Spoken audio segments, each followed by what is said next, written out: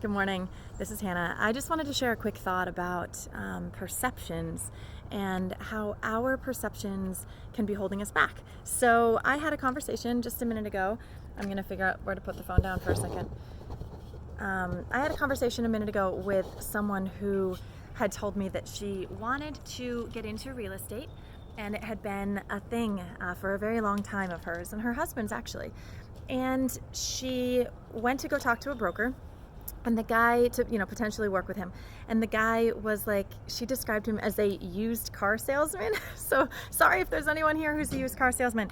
You don't have to be like this, obviously. And he was kind of pushy, and he literally held up, she just told me the story, that he literally held up a leather briefcase and said to her, "You could have a briefcase like this, and you could be just like me." And she said she was so turned off that she didn't want to be anything like him, that she actually has had her license and she has been inactive for almost a decade. She said that every 2 years she renews it, but then keeps it inactive. And all she's playing in her mind, I think the only real thing that's holding her back in not doing it is that she's seeing this guy over and over and over, and she's seeing what she doesn't want to be. And it's making me think about how before I got into real estate, I had the same perception. You can ask my family. I've been involved in investing my whole life. I always had this really positive connotation about investing and investors. There was this mystique about them, and they were smarter than the average person. This is in my head. They had time freedom. They had financial freedom. They knew things that other people didn't know. They got deals that other people didn't get, which made them awesome and savvy and cool. And my perception of realtors was that they were kind of like the stereotypical kind of Mary Kay salesperson. No offense if you're in network marketing. My husband and I have done a lot of work in network marketing, and there's a lot to love about that industry. But as there are amazing people in that industry and in car sales and in anything else that's selling related, there's also the people that give a bad rap to the whole industry, to the reputation of people who are doing awesome. There's always those people that are going to give that negative connotation. For me, it was like the Mary Kay lady with the pink car driving around town and always like coming to harass you at barbecues. And every time she saw you, she was asking to recruit you. She was asking if you would buy her makeup. She was asking you to come to a party. It was just obnoxious, quite frankly, to me. And there's a lot of different ways to build businesses out there. My husband and I do, business development training and coaching in a bunch of different industries and whatnot. There's a lot of ways to do it that aren't that. But because I had enough people, and my experience, my perception from my experience was limited to people who were realtors being like that to me. They would swarm around you. They would constantly try to let you know, not even just let you know that they were a realtor, but ask for your business just consistently. It really was off-putting to me. I come at my work in whatever I do much more from a place of service, and especially in real estate, when in Arizona in particular, there are more licensed real estate agents here per capita than any other state in the country. 1 in every 5 adults in Arizona is a licensed real estate agent. Isn't that insane? Like, you walk down the street and, just picture 1 out of every 5 people. So people are inundated by inexperienced, part-time, what's in it for me style of real estate agents everywhere. And I don't blame this woman that I talked to today for having this negative connotation. But what I wanted to share with you is, if that's you, if you've always had a love for real estate, or quite frankly, a love for anything, it doesn't matter what it is, that there's this whisper in your heart, there's this tug towards whatever hobby or activity or industry that you've always just had this little draw to. Don't allow your dreams and your attraction to that, which is your calling, quite frankly, to be sidetracked by limited perceptions of people that you don't align with, that don't light your fire. Don't allow those perceptions to hold you back. What my suggestion would be is to go find someone who looks like you, talks like you, thinks like you, believes like you, feels like you, lives like you, who's in the space that you have an attraction towards.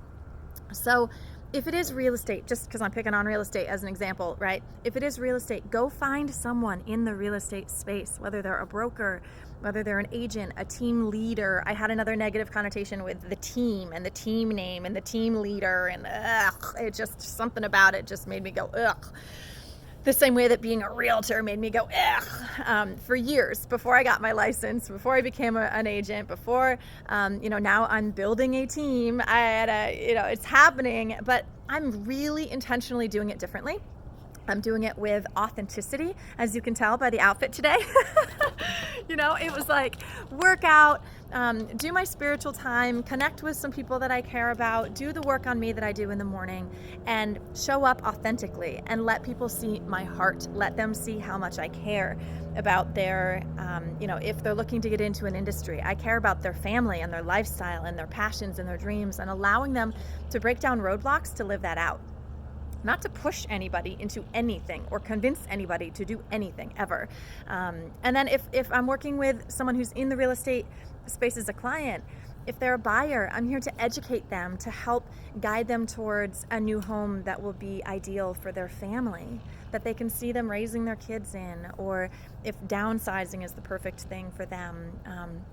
For sellers, to help them get through the transition that's so hard and awkward, and high risk for selling as well. And for people who are looking to maybe join the industry or to join a different team or join a different brokerage or whatever that might look like, doing it from a place of service, of how can I serve you? What are you looking for? Quite frankly, if you're not looking for me, that's fine. I know lots of people in the industry. I can help you, direct you to other people that I dig that work for different brokerages, right? I care about serving people for the sake of serving people, because quite frankly, that's what makes us a hero today. It's not about how much money we make. It's not about how many boxes we check for how many phone calls that we've made or whatever our personal metrics are for getting to the goals that we've set. It's about how many people have I served today? How many people have I put myself out in front of to potentially serve today? And if, back to the beginning of this, if there's a negative perception of someone in a space that you want to be in, go find someone who does that space like the way that you could imagine yourself doing that space, because quite frankly, it's helpful to have an example, maybe even necessary to have an example of that life that you want to live, that person that you want to be, that lifestyle that you want to have every single day if you were to move into that space. So maybe they're online, maybe they're on YouTube, maybe they're a trainer, maybe they're a part of a local team. However you find them, surround yourself by them. For me, it was the example of meeting someone who not only came from a place of service and giving and loved self-educating and didn't want to work in a big brokerage house, didn't want drama, didn't want politics, just wanted to be of greatest service and have awesome success by individual connections. That's who I met as a broker, and I loved that. I wanted to be someone who could do my work like this in the world, who could show up as real and do life, have kids and have a spouse and travel and have the work that we do be the platform for the life that we live. And my motto, and I'll wrap it up with this, I didn't expect to go this long. My motto that I live by is to become more so that I can give more and serve more. And let's become more today, right? Give more, serve more. Anyway, I hope this was some help. I hope you have a wonderful day. Make it a wonderful day, and I'll talk to you soon. Bye.